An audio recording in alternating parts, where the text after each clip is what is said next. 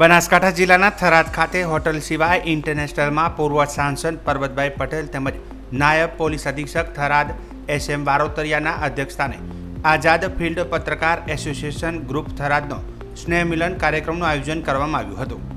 સૌપ્રથમ દીપ પ્રાગટ્ય કરી કાર્યક્રમની શરૂઆત કરવામાં આવી હતી, જે પ્રસંગે આઝાદ ફિલ્ડ પત્રકાર એસોસિએશન ગ્રુપ થરાદના પ્રમુખ હાર્દિકસિંહ રાજપૂત, ઉપપ્રમુખ ધ્રુપલભાઈ જયસ્વાલ તેમજ તેમની ટીમ દ્વારા આવેલ સંત મહાત્મા તેમજ સામાજિક સંસ્થાઓના અગ્રણીઓ, ડોક્ટર એસોસિએશન તેમજ થરાદ નગરના વેપારીઓનું સન્માન સાથે સ્વાગત કરવામાં આવ્યું હતું। કાર્યક્રમમાં સાંસદ પરબતભાઈ પટેલે સંબોધન કરતા પત્રકારોના કામ વિશે માહિતી આપી હતી। કોરોનાની મહામારી ચાલી, ચિકનગુનિયા હોય, ફ્લૂ હોય, અનેક રોગોનું પ્રમાણ જ્યારે વધે ત્યારે તમારા દ્વારા જાગૃતિ હોય છે અને હું કાયમના માટે કહું છું કે સરકારી યોજનાઓનો લાભ કે જે તે સરકાર કરે છે અને જે કરવાનું જેવું છે કે પ્રજામાં અવેરનેસ લાવવાનું કામ પત્રકારોના માધ્યમથી લોકો સુધી પહોંચે છે અને તમારું પેપર વાંચીને પણ ખબર પડે કે મારે આવું કંઈક કરવું જોઈએ તેમજ લોકો સુધી સાચી માહિતી પહોંચે તે કામ પત્રકાર મિત્રોનું છે। આઝાદ ફિલ્ડ પત્રકાર એસોસિએશનના પત્રકાર પ્રથમ સ્નેહ મિલન કાર્યક્રમને બિરદાવી ખૂબ આગળ વધો તેમજ ખૂબ જ પ્રગતિ કરો તેવી શુભકામનાઓ પાઠવી હતી। તેમણે વધુમાં જણાવતા કહ્યું હતું કે ડૉક્ટર કહે છે કે છાતીમાં દુખે છે પણ ડરવું ન જોઈએ, ત્યારે પત્રકાર કાંઈ કહેતા ડરવો ન જોઈએ। ક્યારેક મારા પત્રકાર મિત્રો કહે છે કે સાચું લખવું છે પણ કોઈનો ડર છે, ત્યારે સાચું કહેતા ક્યારે કોઈનો ડર હોઈ શકે નહીં। ગમે તેવો ચબરબંધી હોય પરંતુ સાચું બોલતા ડરવું ન જોઈએ। વધુમાં જણાવતા કહ્યું હતું કે ચંદ્રશેખર આઝાદના ફોટા સાથે સન્માનિત કર્યા ત્યારે જે આઝાદનો જે વટ છે તે વટ આપણો રહે તે દિશામાં મિત્રો આગળ વધીએ તેમ જણાવ્યું હતું। પત્રકાર એટલે તમારા માધ્યમથી પ્રજાના પ્રશ્નો, ક્યાંક ખોટા બનેલા બનાવો, ક્યાંક અજુગતું બન્યું હોય અને ક્યાંક પ્રજાને સરકાર દ્વારા પણ હાડમારી પડતી હોય એવા પ્રશ્નોને મિત્રો વાચા આપવાની હોય છે કે જેને લીધે સરકાર પણ આ બધું સાંભળે। જે કોરોનાની મહામારી ચાલી, ચિકનગુનિયા હોય, ફ્લૂ હોય, અનેક રોગોનું પ્રમાણ જ્યારે વધે ત્યારે પણ તમારા દ્વારા જાગૃતિ હોય અને હું કાયમના માટે કહું છું કે સરકારી યોજનાઓનો લાભ કે જે કંઈ સરકાર કરે છે એ કે જે કરવા જેવું છે કે પ્રજામાં જાગૃતિ લાવવાનું અવેરનેસનું કામ તમારા માધ્યમથી લોકો સુધી પહોંચે, કે તમે લોકોને પહોંચાડો અને તમારું પેપર વાંચીને લોકોને ખબર પડે કે અમારે આવું કંઈક કરવા જેવું છે। વરસાદ આપણે થોડું મોડો આવ્યો, જ્યાં આવ્યો તો પણ આખા રાજ્યમાં દેશમાં જોતા હતા કે પૂરનો પ્રકોપ અને પૂરના પ્રકોપ થતી કેટલી તકલીફો, આપણા રાજ્યમાં પણ ખેડૂતોને પડતી મુશ્કેલીઓ, ક્યાંય ગરીબ પરિવારોને જ્યાંથી શિફ્ટિંગ કરવું પડ્યું હોય, આવા અનેક પ્રશ્નો અને તમારા માધ્યમથી જ્યારે લોકો સુધી આ જતા હોય જેથી લોકોમાં પણ અવેરનેસ આવે, જાગૃતિ આવે, આ જાગૃત કરવાનું કામ મારા પત્રકાર મિત્રો તમારા માધ્યમથી, તમારા પત્રકારના માધ્યમથી લોકો સુધી તમારી આ સરકારી યોજનાઓ પણ પહોંચે છે ને એટલા માટે સરકારનું માહિતી અને પ્રસારણ વિભાગ જે કંઈ કામ કરે છે એમાં મારી પત્રકારોની ભૂમિકા મહત્વની છે।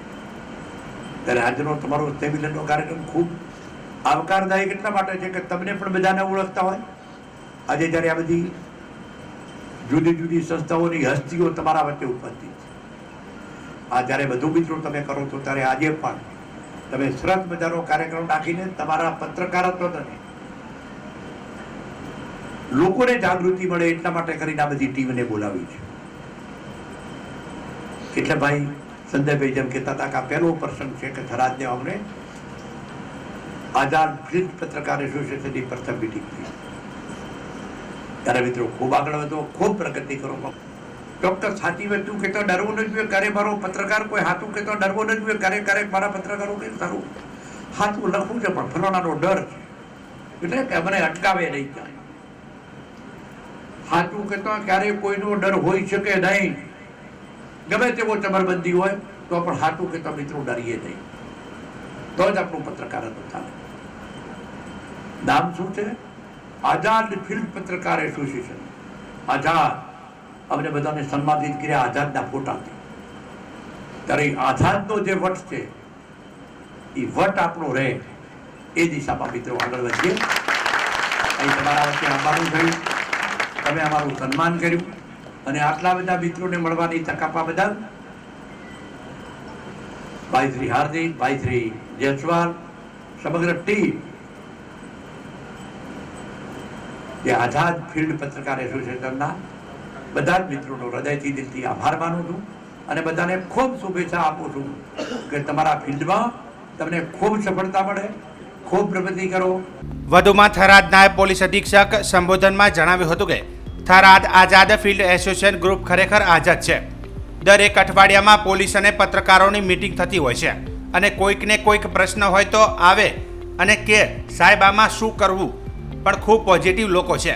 મેં મારી 22 વર્ષની સર્વિસમાં અમારે પત્રકારો સાથે વધારે બેઠક હોય છે, પણ આટલા સરસ મજાના પોઝિટિવ પત્રકારો મેં ક્યાંય જોયા નથી. પોઝિટિવ કઈ રીતે છે કે તે લોકો સાચું છાપે છે અને કાંઈ ખોટું છાપતા નથી.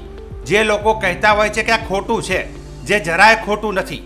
પોલીસ તરીકે હું ખાતરી આપી શકું છું કે પત્રકારો જે છાપે છે જે બિલકુલ સાચું જ છે, સમાજને ખરેખર સાચી દિશા બતાવવાનું કામ કરે છે.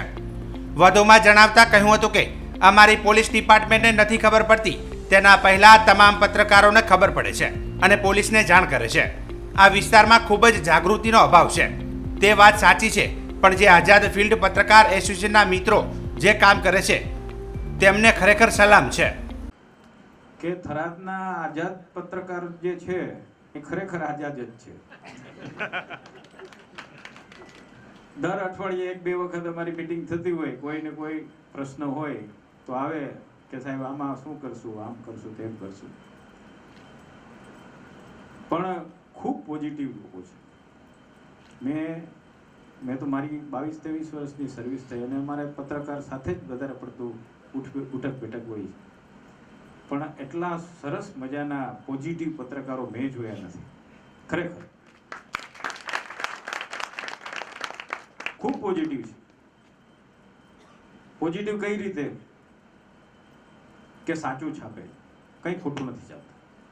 જે લોકો એમ કહેતા હોય કે આ ખોટું છે, ખોટું છે જ નહીં.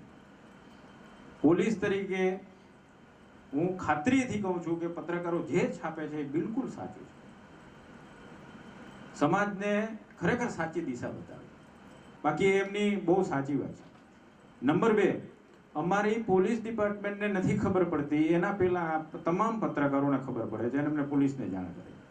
આપણો કેનાલ છે તો કેનાલની અંદર ઘણી આત્મહત્યાઓ થાય. સૌથી પહેલાં પત્રકાર મિત્રો અમને જાણ કરે છે કે સાહેબ આવો બનાવ બન્યો છે, પછી અમે પોલીસ મોકલી દઈએ. આ વિસ્તારમાં ખૂબ જાગૃતિનો અભાવ છે, એ વાત સાચી છે. પણ તમે જે કાર્ય કરો છો, તમે જે પત્રકાર મિત્રો, એમાં આઝાદ પત્રકાર મિત્રો જે કાર્ય કરે છે, તમને ખરેખર સલામ છે. આજના આ કાર્યક્રમ અંતર્ગત પ્રયાગીરી પીર બાપુ થાવરમઠ ધાનેરા, સંત શ્રી રામ લખનદાસજી બાપુ ચારડા, સંત શ્રી જાનકીદાસ બાપુ ઢીમા, મહંત શ્રી ઘેવરદાસજી મહારાજ ભુરિયા, સંત શ્રી અંકિતપુરી બાપુ ભાપીમઠ, થરાદના ધારાસભ્ય કાર્યાલય ઇન્ચાર્જ હેમજીભાઈ પટેલ, થરાદ તાલુકા વિકાસ અધિકારી કુંવારી કાજલબેન આંબલિયા, અગ્રણી ડીડી રાજપૂત, થરાદ નગરપાલિકા પૂર્વ પ્રમુખ પથુસિંહ રાજપૂત, જિલ્લાના ઉપપ્રમુખ રૂપસિંહભાઈ પટેલ, ભામાસા અતીત ગુલાબગીરી શાંતિગીરી બુઢનપુર, વિક્રમસિંહ દેવુસિંહ રાજપૂત, રાઠોડ રવજીભાઈ પી, આશા ડેરી જબ્બરસિંહ જાડેજા તેમજ ડૉક્ટર એસોસિએશનના ડૉક્ટર કલ્પેશ ચૌધરી, ડૉક્ટર જે પટેલ, ડૉક્ટર મહેશદાન ગઢવી, અમૃતભાઈ તિરંગા, પ્રકાશભાઈ તલાટી,